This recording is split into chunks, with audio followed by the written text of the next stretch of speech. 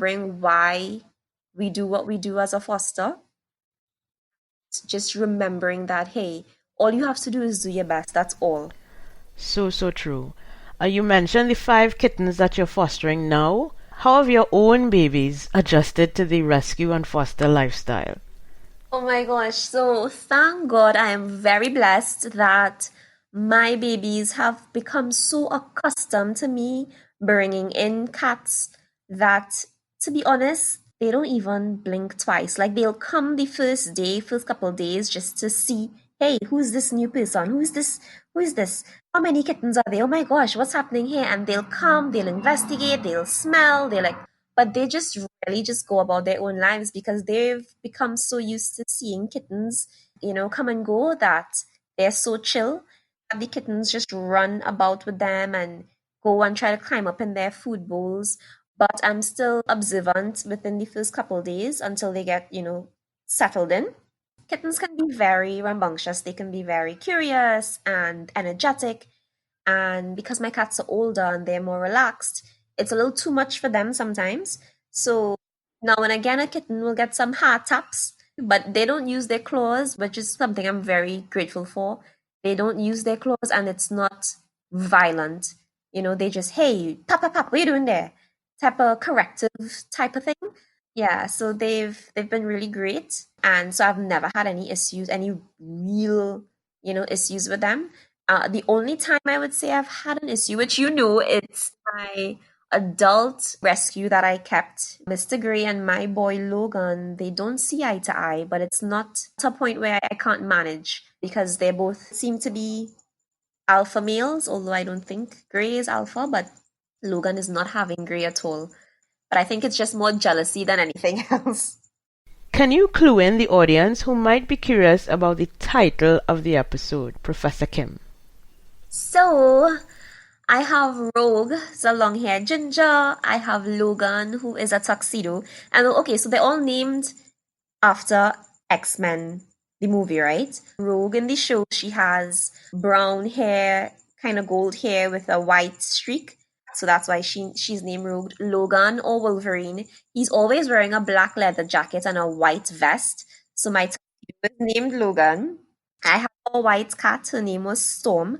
I rehomed her. Someone just really loved her, and so it was worked out that way. I have Mystique. So if you guys know, like in the movie on the show, Mystique is able to like morph into like other people and look different ways. So Mystique is my calico cat. She has all the colors, the golds, the black, the white, and it just really started off as a fun thing, and so it just continued. Every time I got a new baby, they would they would have an X-Men name.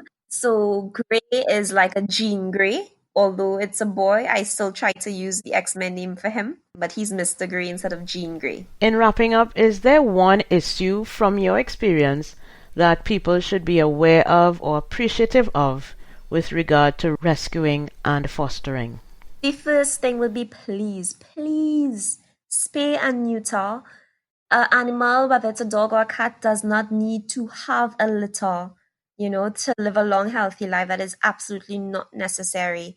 So spay and neuter, because just going through this cycle of reproduction and then throwing them out in a box, because I've found boxes that have been really wrapped nicely. So someone took their time to wrap a box of kittens with a ribbon and put them on a corner. So instead of going through that twice a year, 3 times a year, and it's a very affordable from, $200.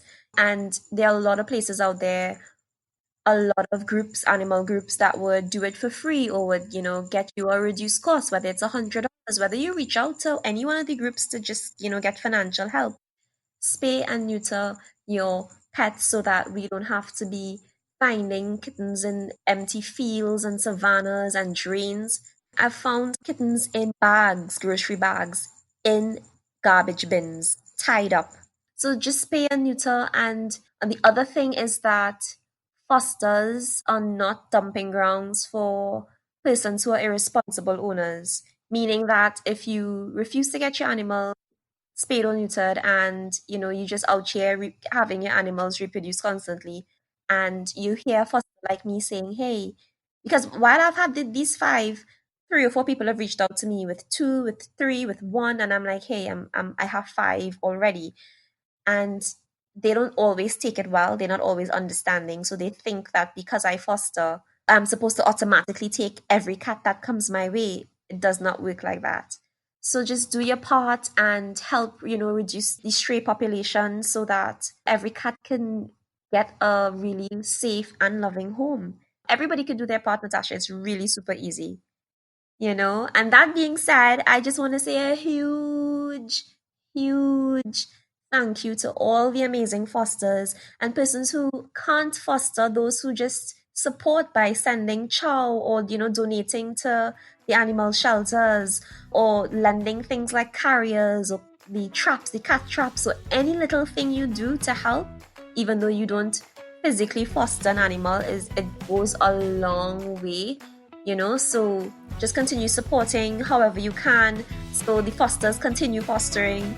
And I think that once we continue to band together, and I see we have a really good community online, everybody's just doing their part. So I'm just really grateful to be part of a wider community that is so passionate about rescuing, fostering, saving, and just doing their part in whatever way possible. Thank you so much for speaking with me, Kimlin. I know you'll be back again very soon, and thank you for all of your work fostering and rescuing cats in Trinidad. Thank you so much for having me. It's my absolute pleasure. So that was Kimlin Harrilal. She has the most outstanding socials with all the best pics, and you can find her on Facebook and Instagram at the Cat Sitter TT to learn about how you can access the cat sitting service or to adopt one of her rescues or fosters.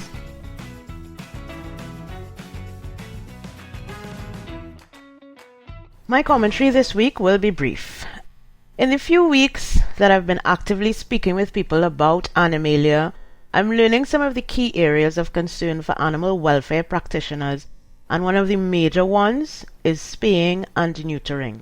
I cannot emphasize enough how important this is to pet ownership. In fact, I'm a victim of this indirectly, since the unneutered male cat who frequents my house eats Coco's food, eats the bread that we leave on the counter, and marks his spot inside and outside the house, seems not to know about boundaries. I have no idea if he has an owner, but his roaming for food and territory is definitely the behavior of a male cat that is looking to spread his seed. Thank God Coco is spayed.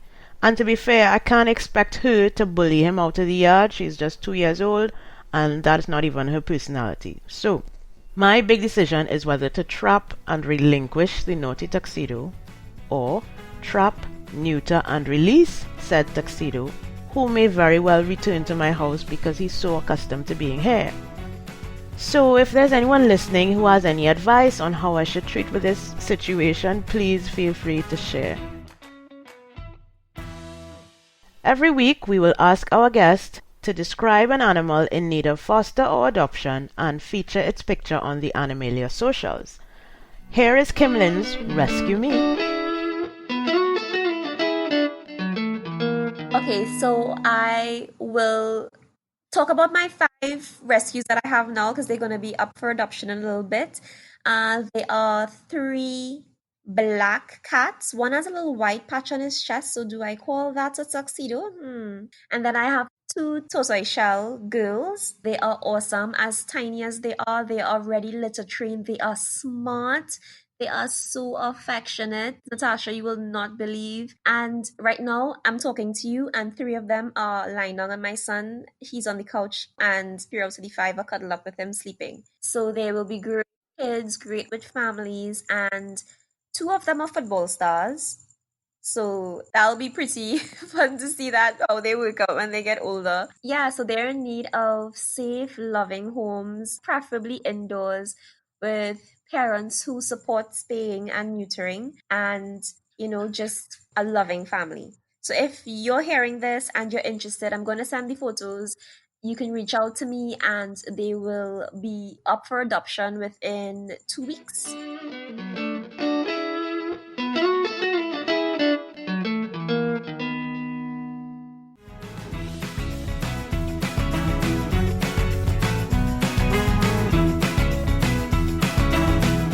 And that's episode 2 of Animalia.